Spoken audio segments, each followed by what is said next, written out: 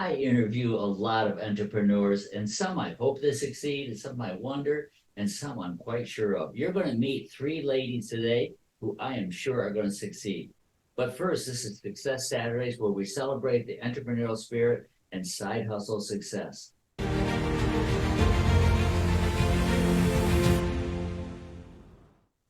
This is Valerie, Julia, and Coco, two sisters and a mom. They own Elite Horizons LLC. Elite Horizons is the connector between companies who need help, particularly with call centers and helplines, and women who are at home and need some part-time work.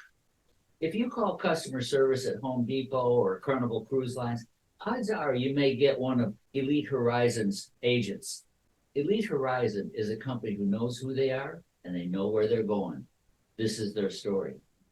Laid off from Jackson Hewitt during the pandemic, all three women were looking for what's our next chapter in our working life. And they talked about different businesses. They were already running a craft business together, but during the pandemic, everybody started doing that. So they realized there was just too much competition and too small a market. So they started looking around and thinking, what kind of business could they have? And what kind of business did they want to run? And they had all told me that they had horrible bosses, and they wanted a business where there weren't horrible bosses. They wanted, in their words, to be the bosses that they never had. Their why started with their personal experience in corporate America. Just talking about toxic environment. All of us had worked for big companies before, and it got to the point where there were literally mornings that I was drinking coffee and crying that I had to go to work. And it wasn't due to the fact of where I worked or the work I was doing. It was due to the toxic people I worked with. And I'm not saying they weren't great people outside the workplace, but sometimes power goes to a person's head and they get in a different personality. They wanted to manage themselves and they needed flexibility. They started doing research on different industries, and they started networking, looking at the legal requirements, what equipment would they need, what software, and they finally decided on an IBO, or an independent business operator, connecting stay-at-home women with good jobs. That's Elite Horizons LLC. Take a glimpse at their vision.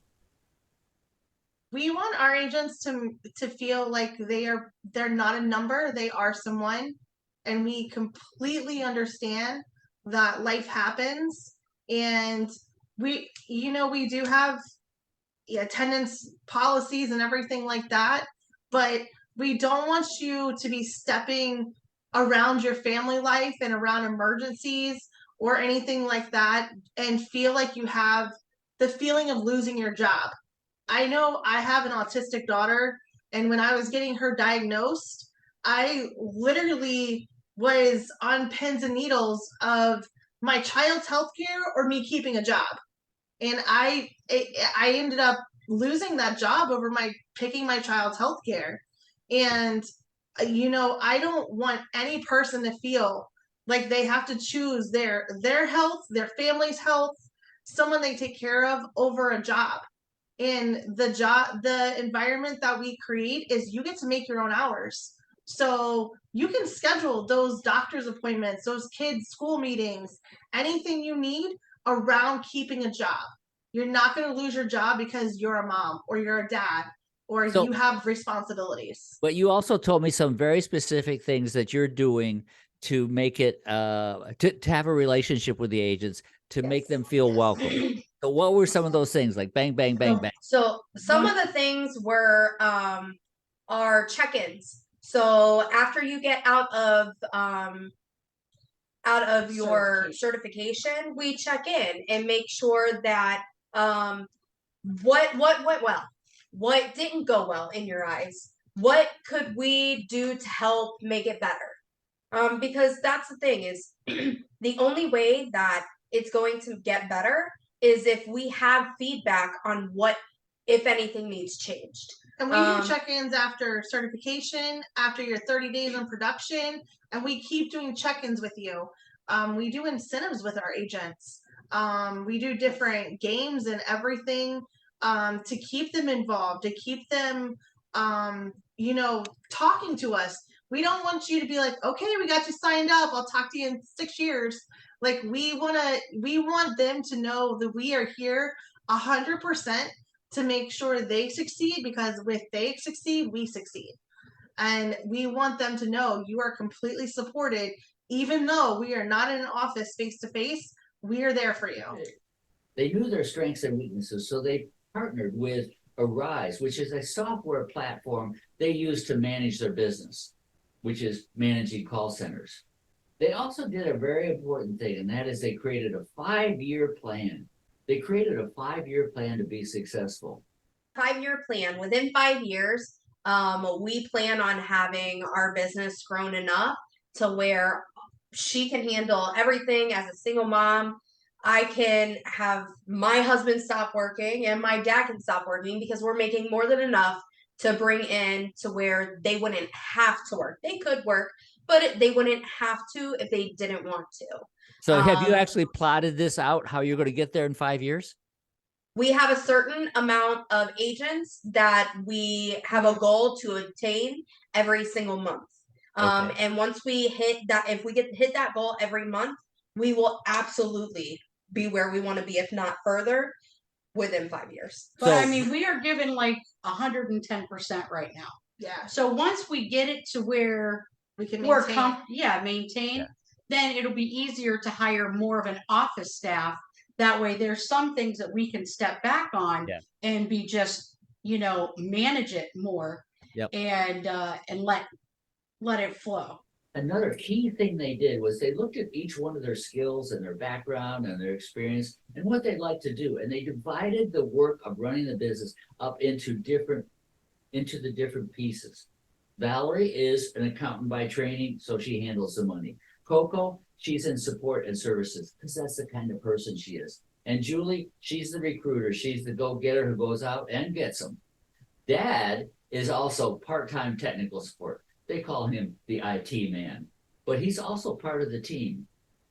They bootstrapped their business. That is, they didn't borrow money from anyone. They wanted to do this thing on their own from the start, and they wanted to keep their expenses low, but their value high. How are they different from their competitors? That's a key question. How do they differentiate themselves in the market? Number one, they are relationship-based. The call center business is basically a warm body in a chair answering a call. They took a very different approach. They wanted it to be relationship from the very beginning. One of the women had worked at Zappos, and she picked up some ideas from Zappos of how to build a relationship and an engaged workforce. So, like at Zappos, as soon as someone starts working as an agent for Elite, they get a gift package with little things to say, we appreciate you coming to work for our business. They have a Facebook group with support and videos of how to do things, and where people can connect with other people who have similar problems. They have monthly incentive contests of different types. They give support. I mentioned the videos on Facebook, but it's more than that. They're trying to create a community. They also try to get to know each one of the women on their team and that agent, and what's the right job for that person. Would they be better off with Home Depot or Cruise Line or someone else? They're very flexible in terms of scheduling, which makes them an attractive employer versus other places. The other thing they do is if someone's not doing well, their metrics are down, they don't just say, okay, get another warm body here. Instead, they have a whole coaching methodology where they try to bring the person up to the standards and do it in a kind and supportive way. They want to be that supportive manager that they've never had. The other thing they said is they answer the phone 24 hours a day. If one of their agents needs help, they are there and they answer the phone. Sometimes they work till 2 o'clock in the morning. And by the way, they're still working regular jobs. As one of them said, we're just like our agents. We work from home, so we make people feel that they're not alone. Because of their unique and special and relationship business approach, they are able to get some of the best people. For example, they recently had 50 openings. They had 500 applicants. So when you have that big a volume, you're able to pick some of the very best people for those jobs. How are they doing? Really well. Lesson learned? Well, let's hear it from the ladies themselves. What lessons learned or advice would you give them? Research.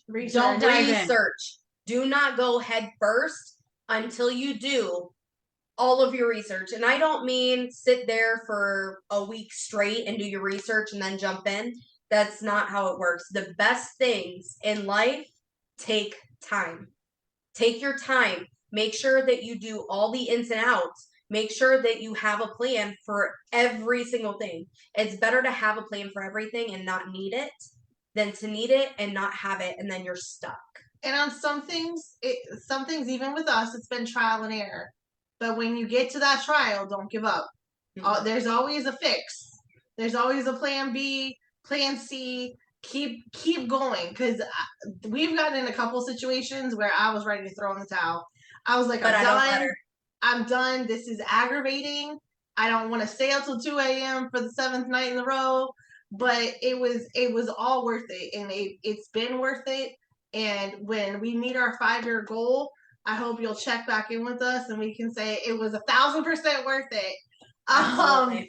But don't give up. Don't give up. Don't be a quick give up on everything. We've been in it for a while now, and the first couple months it was hard. Yes. Yeah. But definitely don't give up. If you're going into business with partners, make sure you can handle those partners. This is a business. It's not for everybody. It's definitely not for everybody. But if you're gonna go in with partners, make sure those are ride or die partners, because this is a telling thing to do.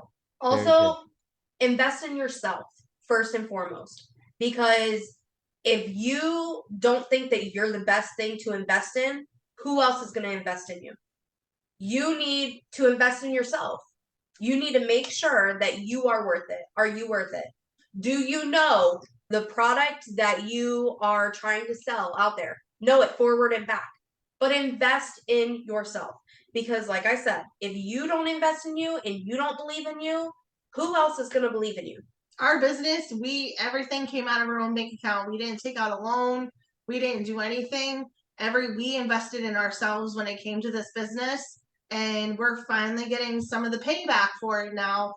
And it is 1,000% amazing to be able to put a paycheck with your business name in your bank account. And it's like, yes, I'm getting paid for all this hard work. It don't matter if it's $3 or $3,000. That first paycheck, you're just like, yes. Amen. You're like, I sister. finally did it. It's definitely not a get rich quick thing. No. This is working, and it's working hard. You're working full-time hours, and you will be for the first year and a half. It's gonna be it's give it your all. It's gonna be late nights, but don't give up. That was an amazing and insightful conversation full of other lessons. To end our video, let's recap some of the things that I got out of my conversation with them. First one is knowing when to hold them and when to fold them. They started that craft business and they realized there's too much competition and they couldn't differentiate themselves. They weren't into it with their hearts. So they folded that business and started looking for a different business.